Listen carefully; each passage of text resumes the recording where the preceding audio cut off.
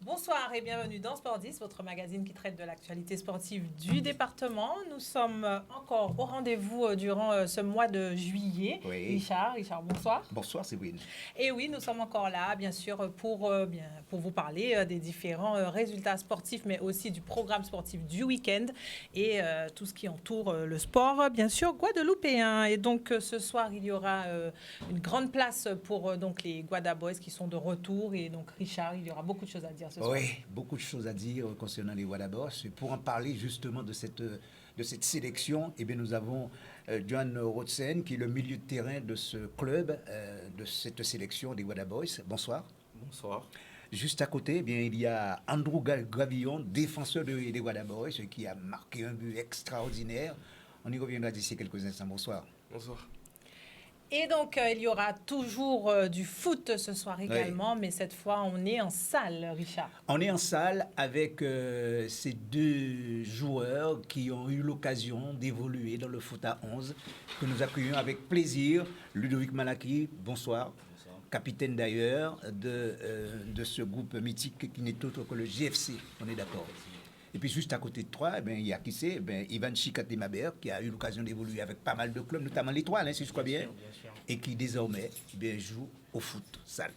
Et qui est le vice-président justement de ce club, à savoir le GFC. Bonsoir messieurs. Bonsoir.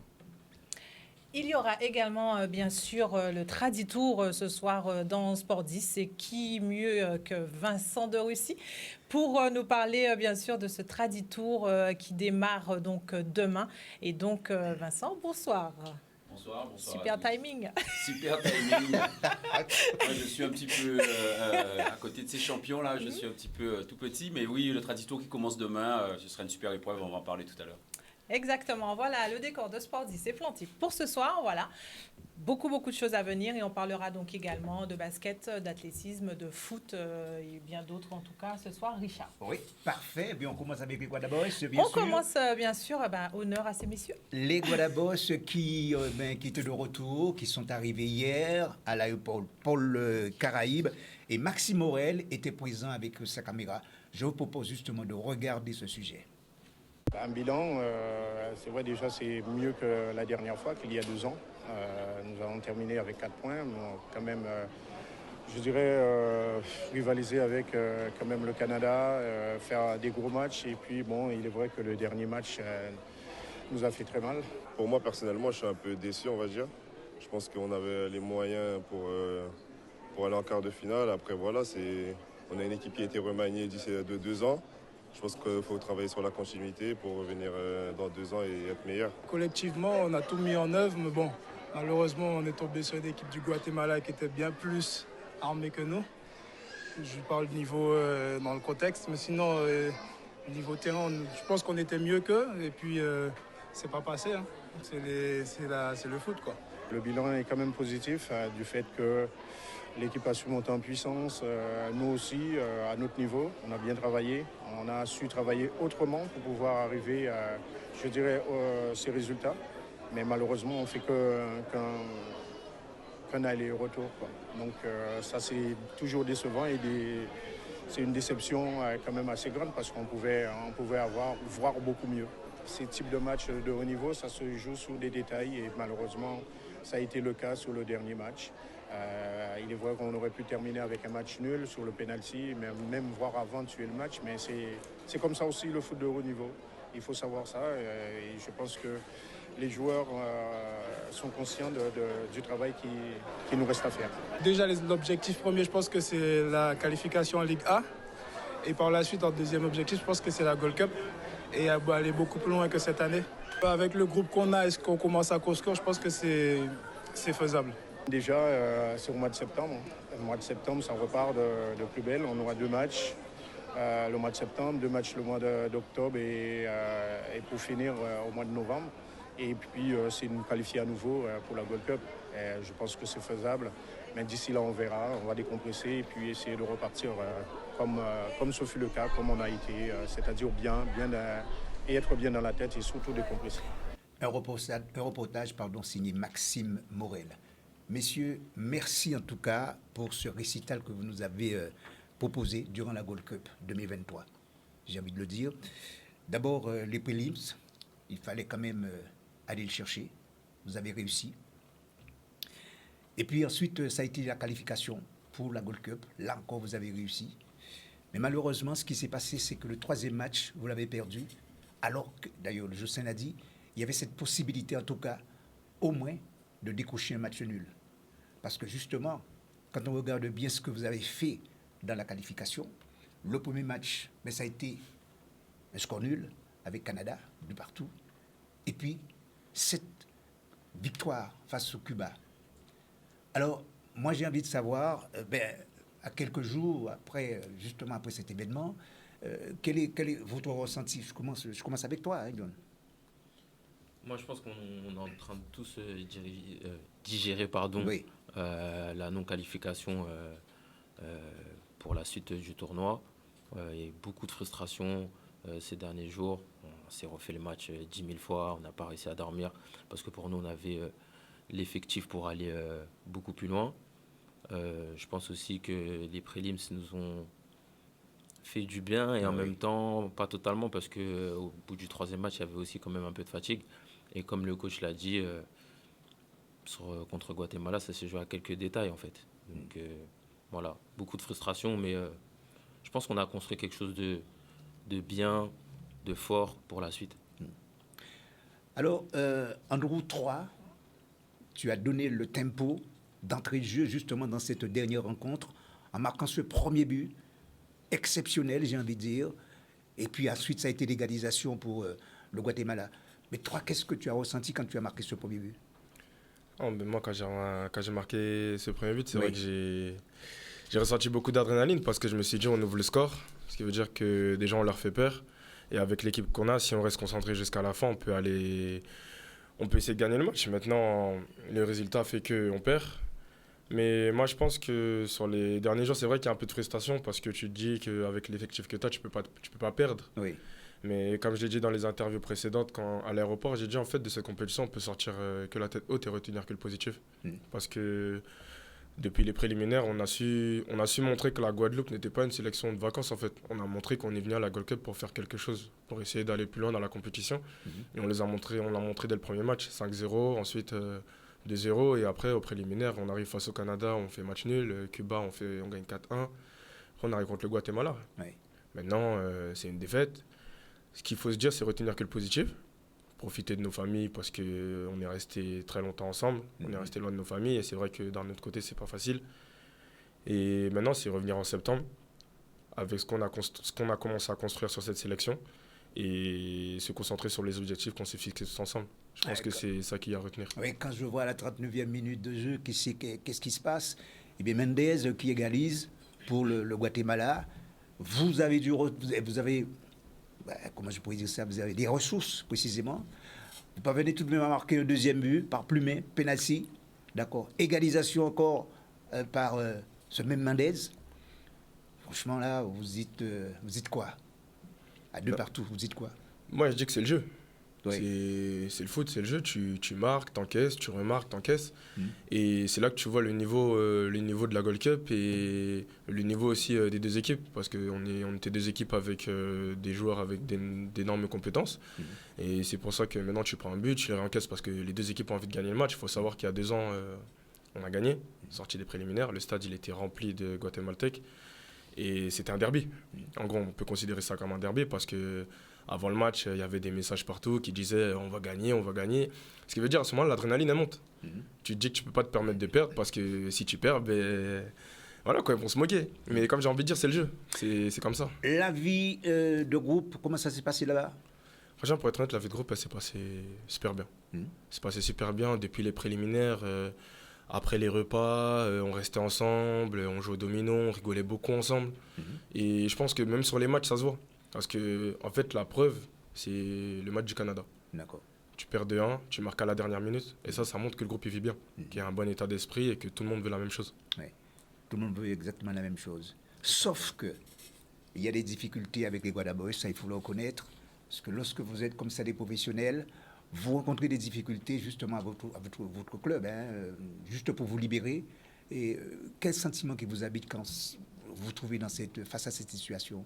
Moi, je te pose la question, Johan. Ça, on savait que ça pouvait arriver. Après, c'est libre à chacun de prendre sa décision. Pour les joueurs comme du coup Tel ou Phaéton à qui c'est arrivé, nous, on a eu une discussion avec eux. Après, ils prennent leur décision. Ils sont fiers de représenter la Guadeloupe.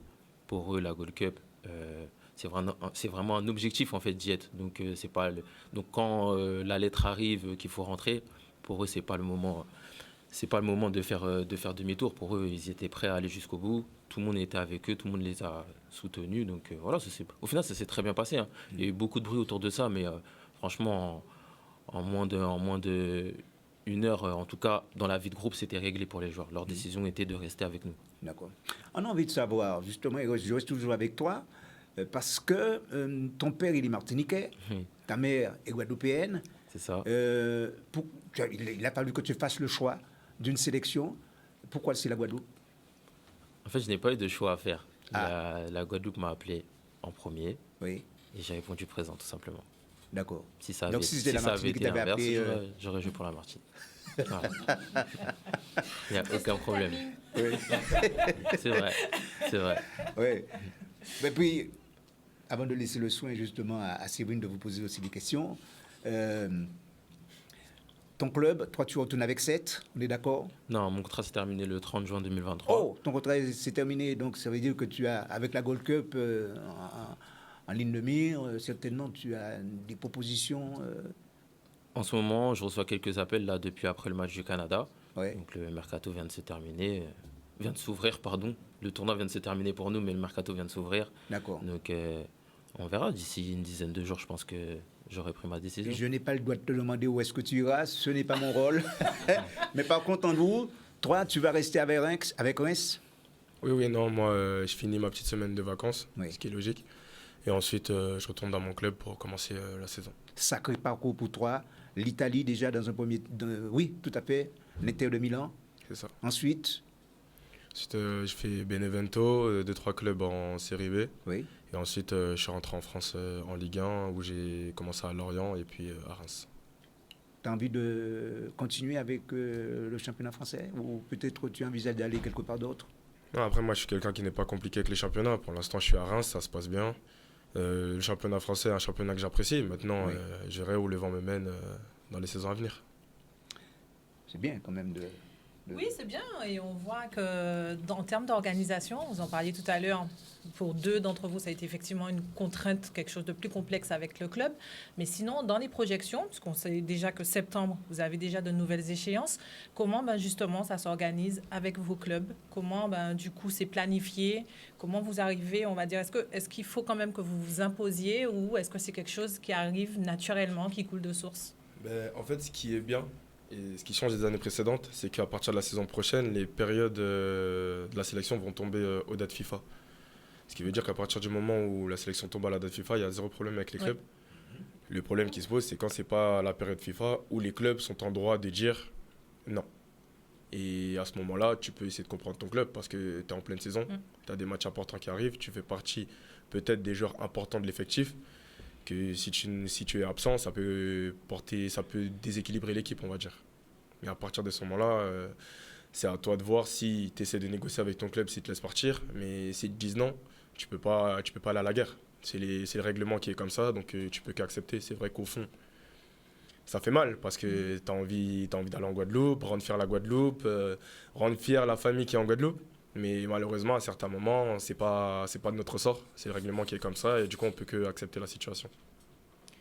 Quand on vous entend, on se rend bien compte toute l'importance en fait que ça a pour vous de pouvoir justement porter le maillot des Guada Boys. On se rend vraiment compte que c'est un investissement, que vous ne le faites pas en fait par-dessus la jambe entre guillemets, que pour vous c'est un véritable travail, un véritable investissement et que derrière c'est une récompense aussi de pouvoir revenir avec des résultats. Totalement.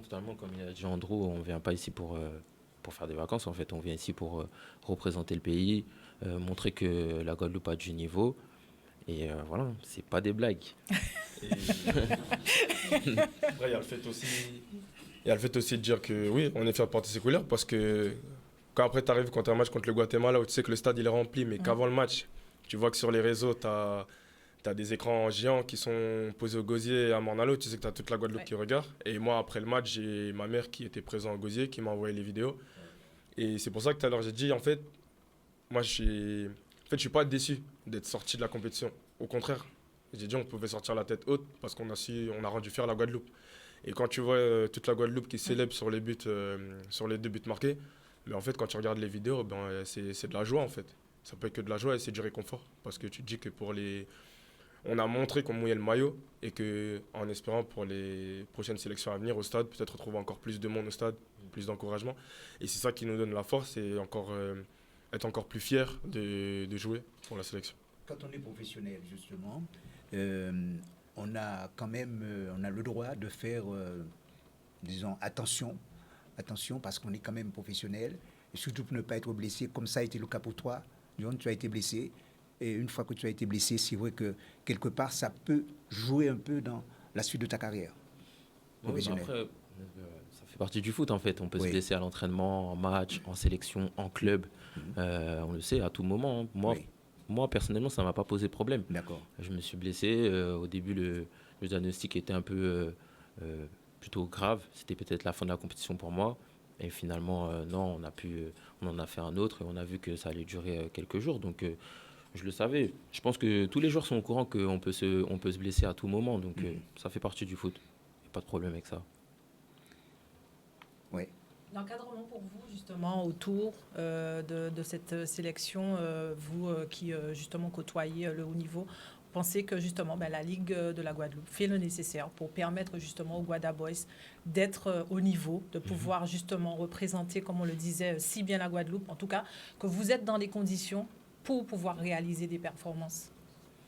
Je pense qu'au niveau de ça s'est vu, parce que sur les déplacements qu'on a eu à faire, que ce soit à Toronto, à New York ou à Houston, ça a été super bien géré, on était à l'aise, c'est normal qu'on arrive fatigué parce qu'on sort quand même d'un match de 90 minutes, tu dois prendre l'avion le lendemain, mais ça c'est une organisation de la CONCACAF. Mais pour ce qui est après, au niveau de la récupération, au niveau de la gestion, le staff et le staff médical a su faire le nécessaire pour qu'on soit en pleine forme sur les 3 matchs. Les 3 matchs étaient rapprochés et franchement, un grand bravo à eux parce que nous, sur les 3 matchs, on a réussi à être dans les meilleures conditions possibles. Dernière question quand même, peut-être. Dernière question. L'apport des joueurs locaux, ils ont intervenu très très peu. Je prends le cas de Steven Davidas par exemple, qui a du potentiel. Est-ce que ça ne vous a pas un petit peu, disons, gêné? Moi, j'ai envie de dire que quand tu arrives en sélection, c'est la sélection, ils prennent les meilleurs joueurs, on va dire, de la Guadeloupe et en métropole. D'accord. L'apport des joueurs locaux, il a été très important, comme on a pu le voir sur le but de Steven, sur le but de Luther quand il est rentré. Ça prouve que déjà, ils sont concernés. Au Canada, pareil, Luther, il rentre sur une accélération à la dernière minute. Il apporte quelque chose, un coup franc, but.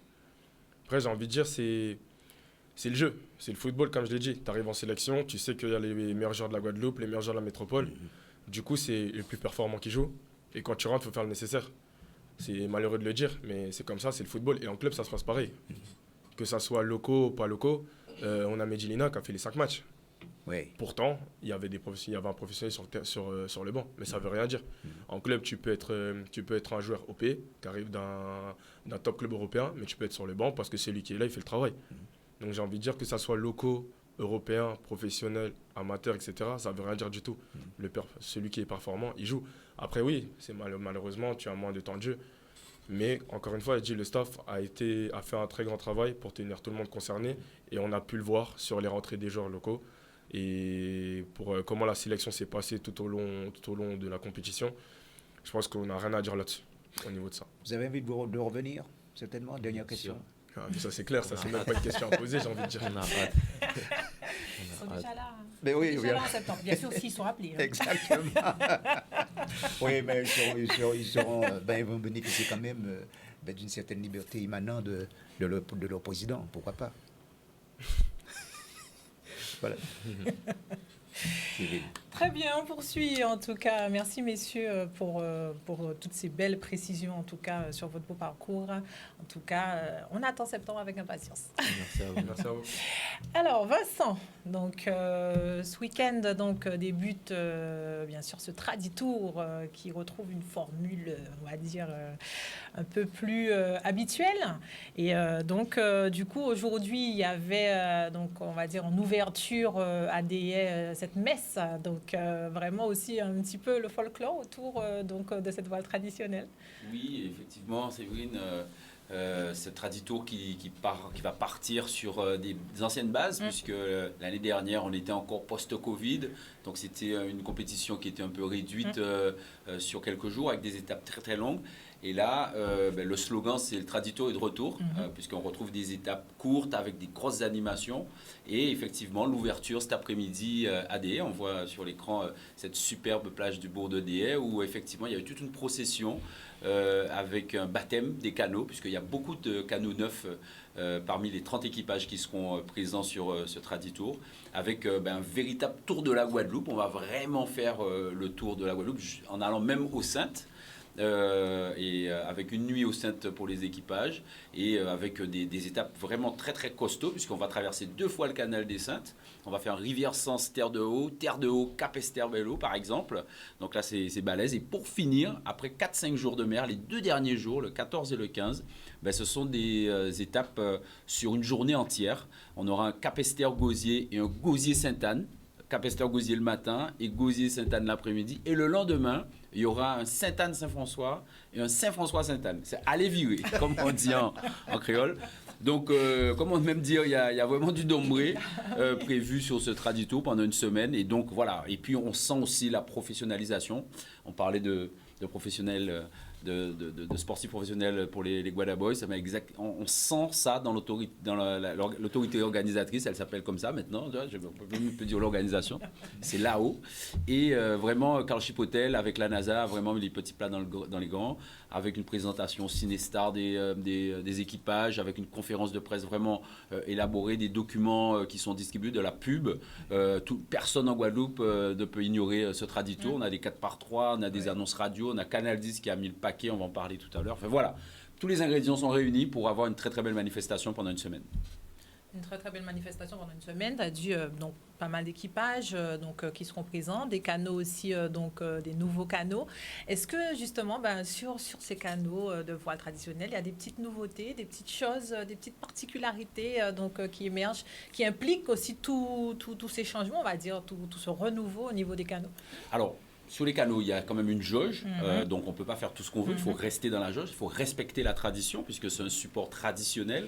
Mais c'est vrai qu'il y a un débat là-dessus, parce qu'il y a des chantiers en Guadeloupe qui produisent des canots neufs, et on se rend compte que qu'on arrive à faire un bon soupe. Parce que le vainqueur du Traditour, des 5 derniers Traditours, c'est un canot qui a plus de 8 ans. C'est le canot du Gautelier. Qui a été rénové. Alors rénover, si on veut, il y a des améliorations, il y a des choses comme ça, mais la connaissance de son support est essentielle en fait. Et quand on a un nouveau canot, effectivement il y a des nouveaux canots qui sont arrivés, mais il faut s'adapter à ce nouveau canot, il faut savoir comment il marche, comment il réagit, comment on va le régler. Ça prend du temps puisqu'on est quand même sur des supports, on est sur du bois, du bambou, c'est pas une mécanique au millimètre, c'est beaucoup de feeling, et c'est pour ça que c'est intéressant la voile traditionnelle. Il faut sentir les choses. D'ailleurs, on n'a pas le droit aux instruments de navigation, hein, à l'inverse de la voile moderne. En voile traditionnelle, il faut vraiment sentir les éléments pour pouvoir évoluer. Et ce feeling-là, on arrive à l'acquérir sur plusieurs années, plusieurs séances de navigation. Donc, ce qui fait qu'il y a toujours ce débat-là entre canot neuf et canot ancien. Et le canot ancien, c'est l'équipage à abattre. C'est plus les Wapseno aussi, mais c'est l'ordinaire qui est avec Hugo Tellier, qui est en ligne de mire de tous les autres concurrents. Et puis, on a un Zouti Filet qui arrive avec Jean-Félix Forbin, le fils de Jean Forbin, qui a remporté il y a 15 jours la dernière régate, qui vient de l'école de marine marchande, et qui vient montrer à Hugo. Il a dit lors de la présentation du Traditour que ça allait être très compliqué pour Hugo. Donc une ambiance toujours très très sympa, ça se titille, mais vraiment dans le bon sens. Et donc l'enjeu de ce Traditour, soyons clairs, bien sûr il y a des régates dans la régate, mais c'est de renverser cette suprématie du Gautelier. Vincent, on te sent déjà dans l'ambiance. Ah ouais, j'adore. Non, mais c'est clair. Non, non, franchement, Vincent, juste une question que certains téléspectateurs se posent certainement. Est-ce que l'état de la mer dans ce genre de compétition a une grande importance? Ah oui, Ouais. c'est fondamental. C'est-à-dire Ouais. que une régate se gagne avec celui qui a regardé la météo auparavant. D'accord. L'orientation du vent, les conditions de mer, et on va pas être de la même manière selon les conditions. Si on a des conditions musclées, on va régler son bateau d'une certaine manière, on va mettre un équipage, puisqu'il y a plus d'une dizaine de personnes qui sont inscrites, donc on a l'opportunité de jouer avec les poids, de jouer avec les gabarits. En fonction de les conditions météo, on va adapter sa navigation et la morphologie de son équipage en fonction de ces conditions. Donc c'est essentiel, les conditions de mer, et c'est pour ça que maintenant, avec tous les supports qu'on a numériques, on peut prévoir ce qui va se passer pendant toutes les heures de la journée, les bascules de vent, la hauteur de la mer, les creux, est-ce qu'on aura du clapot, pas du clapot, voilà. Donc ça, c'est vraiment très très essentiel, et il faut connaître ça sur le bout des doigts, quoi. Et que l'équipage aussi doit avoir une condition physique tout à fait optimale. Hein. Alors, il y a une grande salle de sport juste derrière Canal10. Je peux vous dire que les 2 derniers mois, elle était remplie de gens de la voile traditionnelle à cette salle de sport derrière Canal10. Voilà. Et sur les parcours sportifs, moi qui me baladais pas mal en vélo, effectivement, je peux vous dire qu'il y avait des équipages entiers. Et ce qui veut dire aussi que cette voile traditionnelle, elle prend du niveau, non seulement de la compétence sur l'espace maritime, mais physiquement, on sent les équipages avec des coachs sportifs maintenant. Donc voilà, vraiment, ce niveau qui monte, c'est dû à ça aussi, avec une prise en compte du physique qui est essentielle. Bien sûr, Vincent, reste dans l'énergie, reste toujours investi. On se retrouve tout de suite, juste après la pause, pour encore plus d'infos sur cette voile traditionnelle et avec nos champions également de futsal. À tout de suite. Nous sommes de retour sur le plateau de Sport 10, toujours en compagnie, bien sûr, de nos Guada Boys qui sont toujours là et bien là. Vincent également est parmi nous, et de l'autre côté, ces messieurs qui attendent patiemment leur tour pour nous parler de ce beau trophée qu'ils nous ont ramené. Oui. Ah oui. Et donc tout à l'heure, on va les retrouver. On finit donc avec Vincent sur cette voile traditionnelle. Il va y avoir un gros dispositif sur Canal 10, bien sûr, pour pouvoir faire vivre ce Traditour. Oui, un gros dispositif, vraiment avec une grosse équipe, puisque Canal 10 va être sur le Traditour non seulement sur les réseaux sociaux, il y aura une page dédiée Instagram sur les réseaux, bien sûr sur le Facebook et en télé.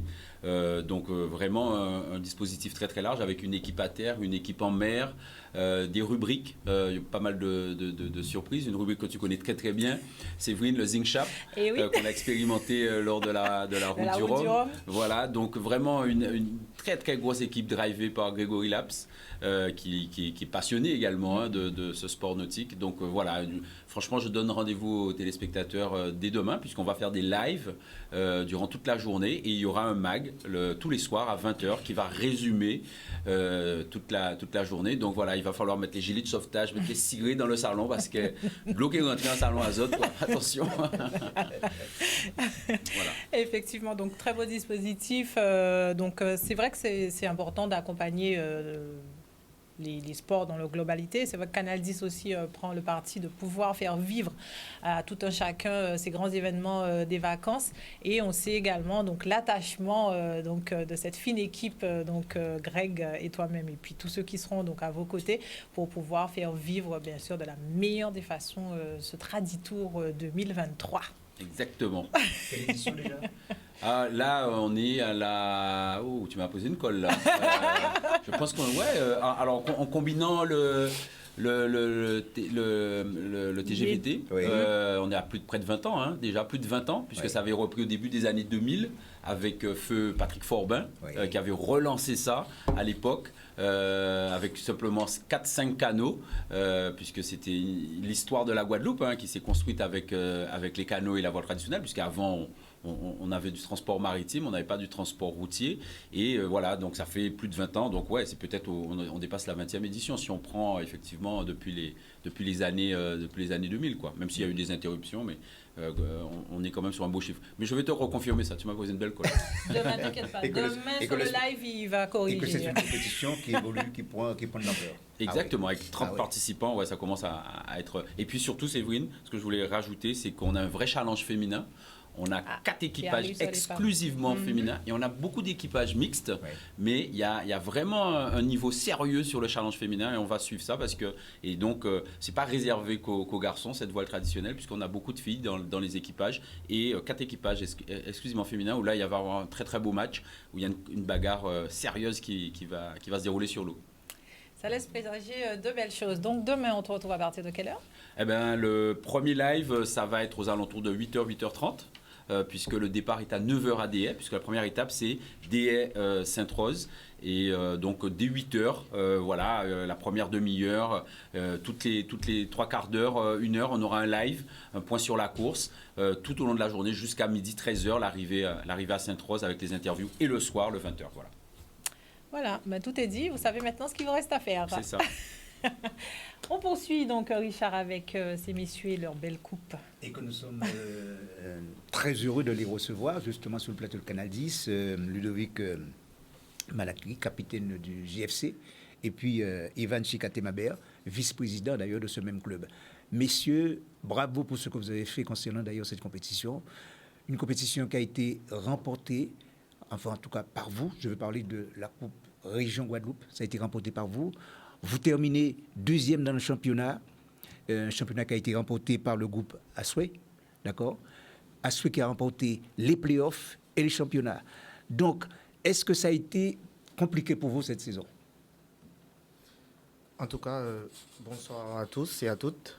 Si vous me permettez, de prime abord, je tenais à adresser mes sincères remerciements avec un esprit élogieux à mon président Jude Luce, qui fait un travail gargantuesque, qui malheureusement ce soir ne pouvait pas prétendre à la lumière pour des raisons professionnelles. Donc on a une équipe qui travaille autour du club qu'il faut bien évidemment remercier et encourager à nous suivre davantage les années futures. D'accord. Voilà. Oui. Donc pour poursuivre sur cette année, on va dire qu'on arrive à un an avec 2 saisons, puisque nous avons eu une saison un peu balbutiante la première année de la création de ce club. Cette deuxième saison a été riche en expérience humaine, riche en expérience, mais surtout on a pu constituer un groupe. Et c'est ce groupe qui nous a permis d'atteindre ces 2 finales. Cette saison, ce n'est pas rien. On a perdu malheureusement contre Asway au tir au but. On a remporté la Coupe de la Guadeloupe face au GBFC qui est tenante du titre. Donc pour moi, c'est une saison qui est réussie et qui laisse entrevoir un avenir beaucoup plus radieux. Voilà. C'est-à-dire que nous ne sommes pas uniquement un club de futsal. D'accord. Nous avons également cette vocation sociale. Nous avons très prochainement un stage destiné aux 7-13 ans à l'initiation de futsal au complexe Guada Football Club. Mais nous sommes très engagés dans l'action sociale. Nous avons une convention avec la Maison de l'Enfance et nous faisons de nombreuses séances de découverte et d'initiation à la pratique du futsal, également à destination des scolaires et des publics défavorisés. Alors l'idée c'est quoi? C'est de donner une valeur ajoutée à la discipline? Pas seulement une valeur ajoutée à la discipline, mais avant tout faire les futurs citoyens de demain. D'accord.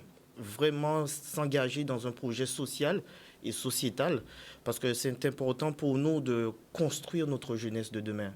Et si le sport peut permettre d'être un levier essentiel, nous allons nous appuyer sur le futsal, cette discipline en plein essor, pour garantir et pour au moins assurer une certaine viabilité et fiabilité de cette discipline vis-à-vis de nos jeunes Guadeloupéens. Une discipline qui existe depuis 5 ans, je crois, 5-6 ans? Voilà, 5-6 ans, la LGF a lancé son premier championnat de futsal. Donc là, c'est un sport qui en plein essor, qui va continuer à grandir. Malheureusement, nous nous heurtons à des problématiques que nous ne maîtrisons pas de manière, on va dire, des infrastructures. Oui. C'est pas évident pour nous, en tant que club de futsal, de pouvoir trouver des structures d'accueil pour cette discipline. Mais nous allons redoubler d'efforts pour qu'on puisse au moins s'entraîner en gymnase et avoir des vrais sponsors qui continuent à nous accompagner. On remercie tous ceux qui nous ont suivis cette année, mais nous allons faire de cette discipline un véritable sport, on va dire régional, on va dire dans quelques années. Ludo, cette coupe que tu as justement devant toi, c'est tout un symbole. Qu'est-ce que ça représente pour toi? Ça représente surtout beaucoup de fierté pour ce jeune club, comme Yvan a pu dire. Ça récompense surtout une saison très riche en événements, en haut, en bas. Ce qui fait une saison, en fait, une saison sportive. Ça récompense aussi un groupe. Vraiment, la notion de groupe est super importante pour nous. Créer une famille, c'est surtout ça. Donc là, c'est juste la récompense d'une saison qui donne surtout envie de faire mieux pour la saison prochaine. C'est surtout ça que j'ai vraiment tenu à dire ça à mes gars. On a gagné, mais ayons faim. Ayons faim pour que l'année prochaine, on remporte tout ce qu'il y a à remporter. Là, c'est un titre sur 2. Allons chercher 2 titres sur 2 la saison prochaine. Et ensuite, continuer.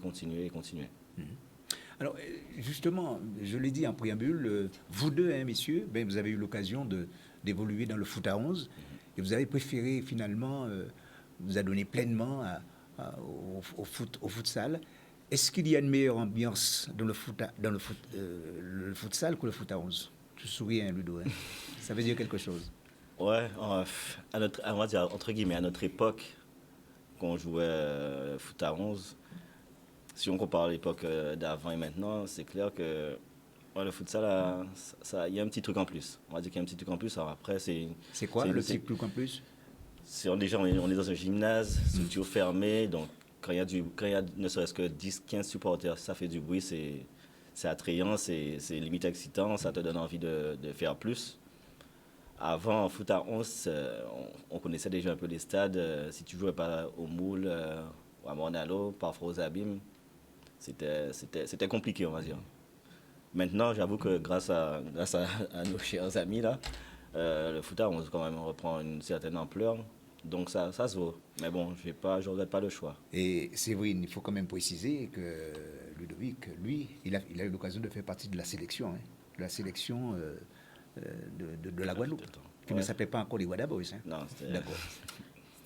C'était la Guadeloupe. C'était la Guadeloupe, tout simplement. Mais bon, c'était pas mal quand même. Oui, c'était pas mal. C'était très bien. Il a fallu un point de départ. Voilà. Justement, vous parliez de ces difficultés d'infrastructure. C'est vrai que c'est pas forcément évident. Vous êtes un sport jeune, on va dire, et vous êtes impacté par ces difficultés, mais toutes les disciplines le sont. Donc, comment vous envisagez de pouvoir réussir à grappiller des créneaux supplémentaires quand on sait que c'est si compliqué pour, bien sûr, pouvoir caser l'ensemble des disciplines? Alors, il est vrai que ça sera un vrai combat rude. Hein. Chaque club, chaque discipline proposeront leurs propres arguments. Nous sommes déterminés à vouloir quand même implanter viscéralement le futsal au cœur des sports guadeloupéens. C'est vrai que futsal, c'est foot en salle, mais il faut faire preuve d'adaptabilité. Ça, c'est la clé de la réussite si on n'a pas de gymnase. Donc, on a pu compter cette année, grâce au concours du Collège de Fond-de-Mer, pouvoir bénéficier d'infrastructures capables de pallier justement au gymnase. Mais pour faire progresser la discipline, pour amener de la qualité, de la performance, pour que ce sport prenne une autre dimension, bien évidemment, il faudra frapper à la porte des gymnases. On se dit que le créneau du futsal, c'est à peu près à partir de 20h, 21h, se termine très tard en nocturne. On essaiera de faire appel aux collectivités, Cap Excellence, la ville des Abîmes, pour au moins permettre à cette discipline de vivre, parce que le GFC a de nombreux projets. Dans les années futures, mettre en place une section féminine. Mais il faut qu'on puisse stabiliser en premier lieu l'équipe masculine. Et l'équipe masculine passe par des créneaux d'entraînement, passe par de la rigueur, passe par un engagement, passe par du bénévolat, passe par un supplément d'âme. Hein, Ludovic l'a rappelé. Ce qui fait que nous sommes actuellement avec vous, ce n'est pas forcément l'addition de talent, mais c'est aussi ce supplément d'âme qu'on n'achète pas. Faire fédérer collectivement nos joueurs autour d'un projet commun.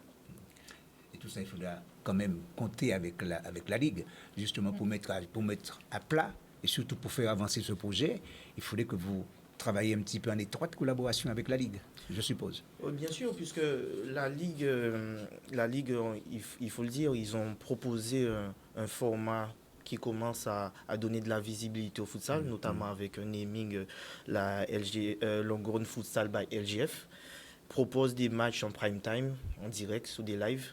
C'est vrai que malheureusement, ça sera à la charge des clubs de trouver des infrastructures, mais je pense qu'on peut trouver, on va dire, un partenariat, une collaboration, parce qu'on le sait tous que s'il faut faire progresser la discipline, il va falloir peut-être obtenir collectivement des créneaux en gymnase. Pourquoi pas changer un peu le format de façon à ce que les clubs puissent jouir pleinement des infrastructures. Vous parliez de structuration, de projets, de démonstration dans les écoles. Ça passe aussi par là, puisque vous parliez de stabiliser votre équipe masculine. Mais est-ce que justement, dans ce projet, vous avez des obligations d'avoir des jeunes, des écoles en futsal? Comment, du coup, ça structure à ce niveau-là pour pouvoir permettre de pérenniser justement les équipes élites? Justement, on est dans un projet pluriannuel qui a plusieurs phases, notamment le Guada Futsal Care. Le Guada Futsal Care, c'est notre vocation de manière très engagée à transmettre et à initier à la pratique du futsal. L'année dernière, notre première saison, nous avons pu avoir une convention avec un établissement scolaire sur 8 séances pour proposer la discipline aux scolaires et non seulement leur permettre d'avoir un apprentissage futsal, mais ça leur a permis d'être évalués pour le bac, l'examen du bac. Donc ça a été vraiment très profond. Très profond et nous ne nous sommes pas arrêtés là. Cette année, la convention que nous avons avec la Maison de l'Enfance nous permet également de vraiment implanter le futsal. Ces projets vont être de manière crescendo, mais nous n'allons pas brûler les étapes. Nous savons bien que la viabilité d'une association, c'est de vraiment analyser l'existant et après parler de perspectives futures. De belles choses, en tout cas. Oui, de belles choses. Cela étant, quand on est professionnel, et là je m'adresse à vous, messieurs, quand on est professionnel, est-ce que l'on s'intéresse aussi au futsal? Oui, après, on en parlait juste avant. On en parlait, on leur a dit que par rapport aux stories Instagram de l'LGF, de Caraïbes Sport, on voyait que le futsal était très développé en Guadeloupe, ce qui m'a permis à moi aussi, pour ma part, de découvrir et de commencer un peu à regarder par les réseaux, peut-être les résultats que les équipes pouvaient faire ou les championnats gagnés par certaines équipes. Et c'est par les réseaux c'est ça qui nous a permis, en gros, de m'intéresser, on va dire. Oui, ce que l'on sait, de toute façon, c'est un sport où les Brésiliens ont eu l'occasion justement de se mettre vraiment en évidence. Des footballeurs professionnels, cela s'entend. Et c'est pourquoi je vous ai posé la question, quand on est professionnel comme vous, est-ce que dans vos clubs, ça vous arrive par exemple de faire des petits souhaits, entre guillemets, comme ça entre vous? Ah oui, ça c'est une formalité, parce que quand la saison elle se termine, on a nos amis, nos meilleurs amis qui jouent entre eux, donc ce qui veut dire que nous, on n'a presque jamais l'occasion d'être avec eux, donc ça peut arriver que oui, des fois on fait des futsal, des five, des matchs à 7, et c'est vrai que des fois, oui, en tant que footballeur professionnel, on a quand même l'occasion de se faire des futsal au cours de la saison. Et toi, Duane? Moi aussi, pareil. Moi, après, pendant la saison, c'est compliqué d'en faire, parce qu'on peut se blesser à tout moment. Par contre, si on se blesse au futsal, là, on peut avoir des problèmes avec le club. Mais chaque été, oui, bien sûr, on fait des futsal, des five, c'est cool. En fait, c'est une joie parce que c'est toujours un plaisir, en gros, de se retrouver avec des amis pour jouer, pour pratiquer peut-être même un autre sport, qui sait. Ça, c'est pas du tout un problème. C'est pas parce qu'on fait que du foot qu'on peut pas essayer de se diriger sur une autre vocation, on va dire. Alors, vous savez, vous êtes passé par des centres de formation, c'est clair. Qu'est-ce que vous avez envie de donner comme conseil à tous ceux qui nous regardent en ce moment, qui nous écoutent? Surtout les gamins qui voudraient peut-être s'insérer, disons, dans ce milieu, je dirais, footballistique, compliqué. Pour ma part, le conseil que je peux donner, moi après, ce sera plus un conseil parce que moi j'ai vécu à l'étranger très tôt, à 16 ans. Moi, c'était en Italie, à l'Inter de Milan. Et ce que je peux dire, c'est qu'en fait, il ne faut jamais relâcher. Il faut toujours continuer à travailler, même si des fois c'est dur, parce qu'en habitant en Guadeloupe et en signant dans un club en France, en étant jeune, tu as la famille loin de toi, ce qui veut dire que tu ne les vois pas tout le temps. Mais ce qu'il faut se dire, c'est que tu pars pour un projet. tu pars pour une carrière.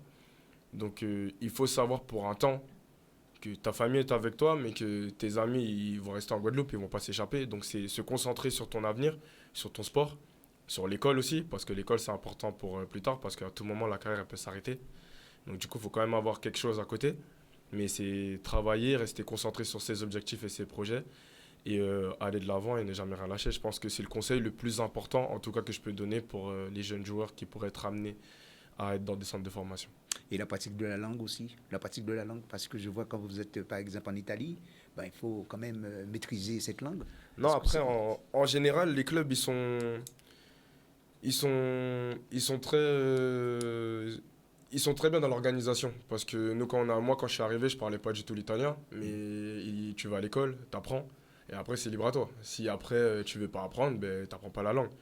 Mais comme j'ai dit, quand tu sais que tu pars pour un projet, pour un avenir dans le football, mais tu y mets tout. Tu y mets du tien, il faut que tu travailles. Donc du coup, moi, à l'école, j'ai appris l'italien tranquillement. Et je l'ai appris en 5 mois.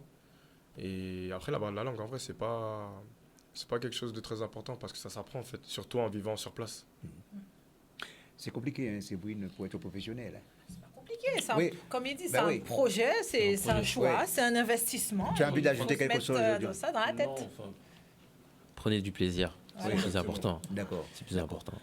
Alors que et là, vraiment, on doit se poser des questions. Dans un centre de formation, par exemple, 285 gamins, combien qui réussissent? À peu près 4 ou 5 dans un centre de formation. Comme j'ai dit, faut savoir pourquoi tu pars. Tu pars pas pour aller en vacances. Tu pars pas pour aller montrer aux autres que tu as signé en club pro. Non. Tu pars parce que tu veux devenir footballeur professionnel. Tu veux jouer à la télé. Et, par exemple, moi, en étant petit, moi, je voulais devenir comme ceux qui étaient à la télé. Ouais. Donc, quand tu pars dans un projet comme ça, il ne faut pas dire il y a les autres. Il faut que tu penses à toi-même. Il faut que tu travailles pour toi, te concentrer sur toi-même. Ta famille est là avec toi pour t'aider. Moi, ma mère, mes parents, mon père, ma famille, ils étaient proches de moi à ces moments-là, dans les moments difficiles. Et eux, ils m'ont aidé à grandir, ils m'ont aidé à apprendre en tant qu'homme, mais aussi en tant que sportif. Et il ne faut pas s'occuper des autres. C'est travailler, continuer, ne pas penser aux autres, se concentrer sur soi-même et aller de l'avant. Et après, si tes projets te réussissent, tant mieux. Si tu ne réussis pas, il faut continuer à travailler et ne rien lâcher.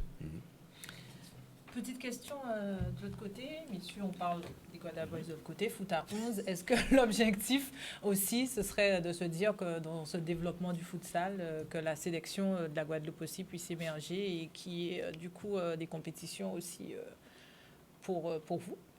Oui, il y en a. En vrai, il y en a. Il y a eu, il y a 4-5 ans, c'est ça? Oui, on a eu une compétition similaire à celle des Guada Boys. C'était les CONCACAF. On a été à Cuba avec Yvan. On est les derniers rescapés, on va dire. C'était très intéressant. On a quand même compris qu'il y a quand même un pas. Il y a un pas entre ce qu'on propose et ce qui est proposé dans les pays qui sont déjà un peu plus développés niveau futsal.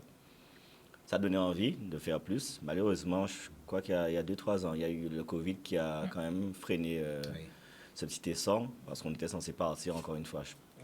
Guatemala, justement. Ah ben, voilà. Comme quoi, c'était peut-être un signe. Voilà. Le Covid, malheureusement, est intervenu. Donc, on n'a pas pu réaliser, en fait, ce petit voyage, ce voyage assez conséquent. C'est pas grave. Je pense que d'ici 2-3 ans, si tout est mis en place, je pense qu'il y aura quand même encore une autre compétition. C'est à nous de voir ce qu'on veut faire, ce que certains clubs veulent faire également, ce que la Ligue aussi veut proposer. Et après, ce sont les meilleurs, comme il disait, ce sont les meilleurs pour la sélection, ce sont les meilleurs qui vont jouer, les meilleurs qui vont être appelés et pour faire le travail. Très bien, oui. Richard, on arrive presque au terme donc, de Sport 10. Quelques petites infos à vous donner. Il y avait donc de l'athlétisme et les Jeux centra-américains qui se déroulaient cette semaine. Et donc, Janice Laviolette qui justement termine à la 3e place sur le 110 mètres haies. Et Daliana Rouvillon qui était donc du déplacement. 2 athlètes donc, qui étaient qualifiés pour ces Jeux. Donc, sur le 100 mètres qui finit donc à la 5e place en 13 secondes et donc 52 centièmes, 100 mètres haies pour Daliana. Voilà.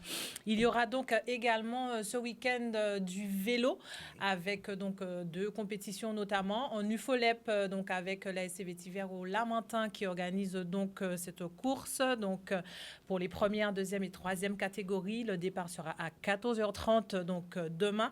Il y aura également toujours demain le Grand Prix donc VO2C en Cannes. Exactement, donc départ. De Maslas. Oui, donc encore de belles choses donc ce week-end en vélo. Donc le départ et l'arrivée seront donc au restaurant Ancanla à Garosa. Et donc il y aura également une grande opération de dons. Demain également. Et là, c'est Élodie Nègre, donc la joueuse pro de basket qui organise donc cette Élodon. Donc, elle a collecté donc des vêtements de sportifs professionnels en hexagone et donc elle est revenue avec tout ça. Et donc demain, si vous êtes donc disponible, donc c'est tout ceci sera donc redistribué. Ça va se passer au niveau de la MJC des habits, mais donc si vous souhaitez, si vous recherchez des baskets, si vous recherchez des t-shirts, si vous recherchez des vêtements de sport. Donc, le don s'effectuera donc demain à partir de 12h à la MJC. En amont, il y aura donc aussi toujours organisée par Élodie, donc cette session d'échange avec donc Kendra Chéri qui sera présent et Loïc Nuiro qui est donc préparateur physique et donc la gestion de l'échec et le rebond. Ouais. Donc voilà, si cela vous intéresse, donc n'hésitez pas. Ce sera également à la MJC, donc ce sera de 10h30 à 11h30 et ça c'est également demain. Voilà, donc je pense qu'on a fait le tour, Richard. Oui, on a fait le tour. Rapide. Il nous reste à remercier ces 2 amis qui sont sur le plateau. Je vais parler donc de Gravillon et de Johan. Voilà, tout à fait. Merci d'avoir fait le déplacement jusqu'à Canal 10. Merci. Et puis merci en tout cas à Vincent.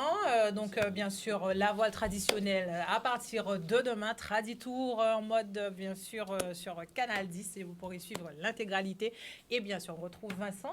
Ce sera donc toi pour le magazine tous les soirs. C'est ça, c'est le montage avec Greg et les invités, parce qu'on aura des invités aux commentaires chaque jour. De 20h. Voilà, 20h, mais les lives dès demain matin, dès 8h, 8h30, on sera déjà en live, en direct sur les antennes de Canal 10. Et puis, remercions également Ludovic Malaki qui a fait le déplacement aussi. Et évidemment, Ivan Chikatemaber. Merci en tout cas pour votre collaboration et puis surtout le fait d'avoir effectué le déplacement jusqu'à chez nous. Merci.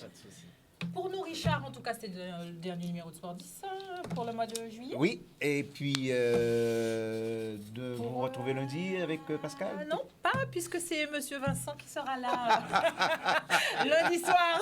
L'antenne est à toi. Donc voilà, donc voilà, c'est le moment. C'est la famille Canal 10. Voilà, c'est le moment donc de vous souhaiter de bonnes vacances et donc de vous retrouver bien sûr très vite pour d'autres rendez-vous pendant les vacances. Mais nous, on fait une petite pause et on se retrouve à la rentrée. On se retrouve à la rentrée. Bonne soirée à tous. Bonne soirée. Merci. Merci.